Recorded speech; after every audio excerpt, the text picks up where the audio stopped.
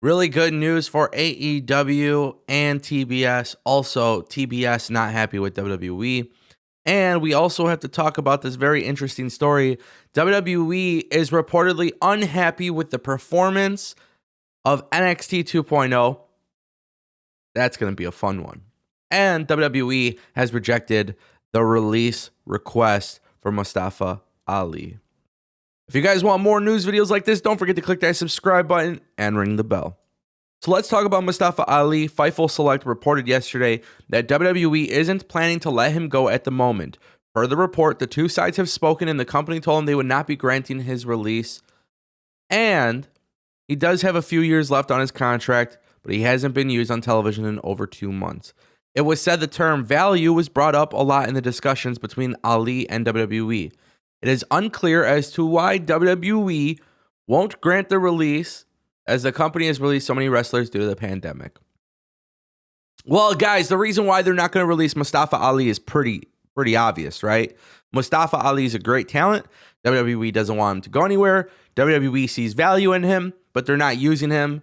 So technically, do they really see value in him? See, this is going to be, I don't want to trash WWE because you guys know, the people who watch my videos know that I tend to like everything from every company and hate a little bit from every company. But I think WWE has a star in Mustafa Ali. I don't know why people have this weird no, he's not good. No. I see people say this stuff in the comments. Bro, wrestling is subjective. If you don't like it, don't worry if I like it or not. Okay? My point that I'm making here, though, is Mustafa Ali, in my opinion, is a great talent.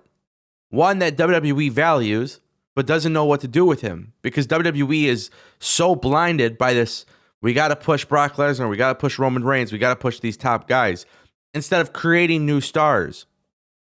And it shocks me, because we're going to talk about NXT 2.0 in just a moment, but it shocks me that WWE wants to create a system where they're creating new stars again, like they did in years past, but they have guys they're not using that can also be big stars. To me, I just find that to be a very odd situation.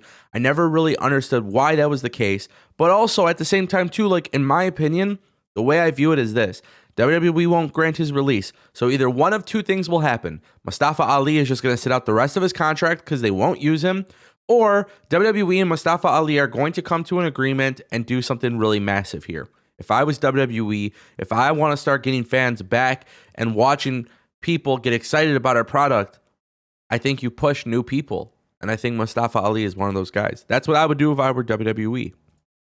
Now, WrestleVotes came out with a very, very interesting tweet today. Internally, WWE is said to be disappointed with NXT 2.0 in its first 4 months.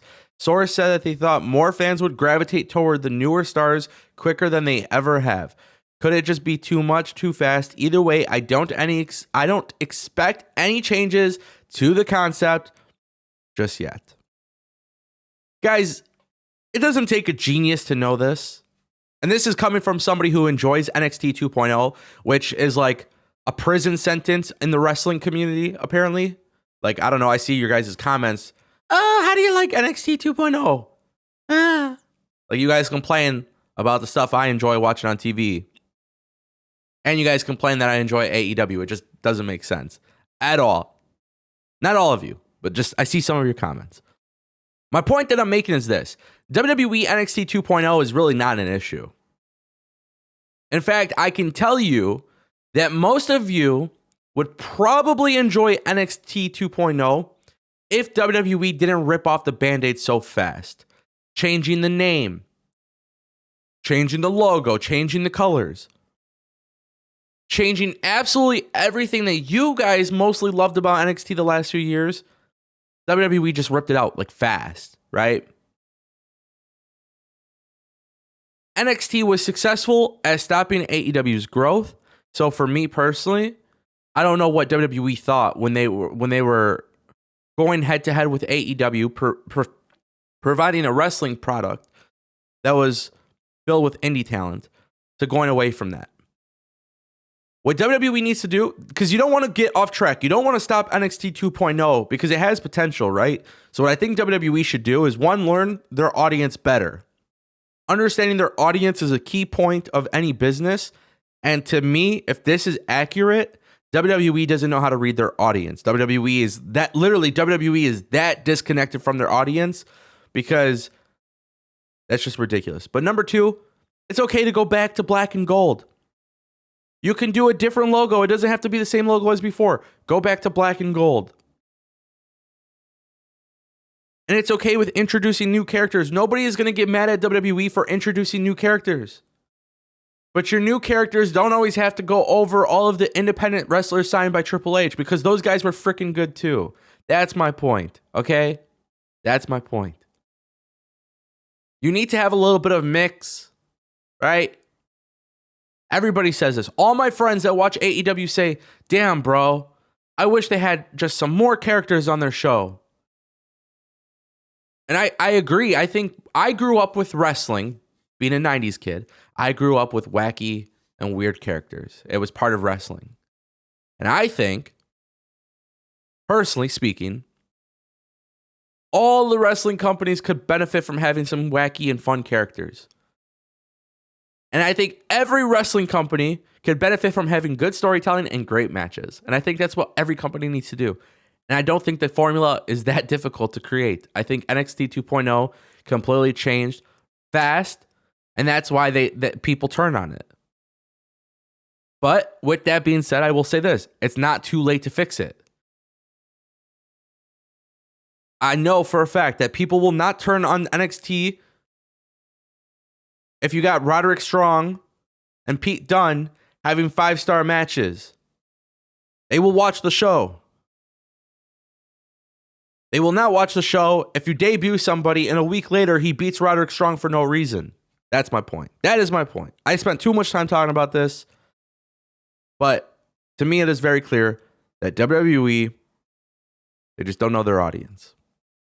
And our final story of the day is AEW and TBS. WarnerMedia is not happy with WWE because of WWE's letter statement. They believe that this was an attack to hurt ad sales. But here's the great news. AEW Dynamite again. Absolutely killing it. Number 1 on cable. Bringing in the core demo. AEW Dynamite back to over 1 million viewers. And I even said it myself. This episode was awesome. But it wasn't like a big time episode. It wasn't like that big of a hyped up episode. So the good news here is that WWE can say what they want about AEW. But AEW continues to impress. And also AEW on TBS. What did I say about a month or 2 ago? I said, give it a little bit of time. A little bit of time, and then we'll see where AEW's real audience is at. WWE Raw does like 1.6, 1.7 or something like that. So AEW doing 1 million is great. Give it more time. You never know what's going to happen. But my goodness, I will tell you, if you're a fan of AEW, I highly encourage you to watch all kinds of wrestling because there's a lot of good stuff out right now. That's my point. There's a lot of good stuff out there. Anyways, guys, my name is Ango. I bring you my reactions to the latest happening in pro wrestling. I'll see you next time.